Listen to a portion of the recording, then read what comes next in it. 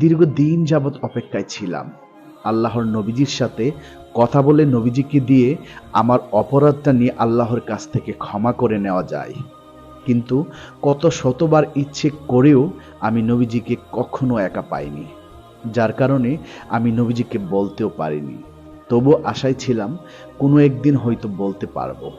কিন্তু আজকে যখন নবীজি দুনিয়া ছেড়ে চলে গেলেন, তখন আমার সকল রাস্তা চিরদিনের জন্য বন্ধ হয়ে গেল। ভাই আবু বকর, এই ভেবে আমি আজকে কান্না করছি। সুবহানাল্লাহ, সুবহানাল্লাহ। প্রিয় বন্ধুরা, ইবলিস শয়তানও জেনেছিল আমার নবী আল্লাহর কতটা প্রিয় বন্ধু ছিলেন। তাই তো নবীজিকে দিয়েই ইবলিস আল্লাহর কাছে তার ক্ষমার ব্যবস্থা করতে চেয়েছিলেন। বন্ধুরা, আশা করি ঘটনাটি জেনে আপনাদের অনেক ভালো লেগেছে।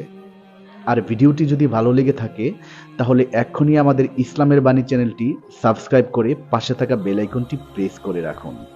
তাহলে দেখা হবে আবার নতুন কোনো ভিডিওতে। সেই পর্যন্ত সবাই ভালো থাকুন, সুস্থ থাকুন। আল্লাহ হাফেজ।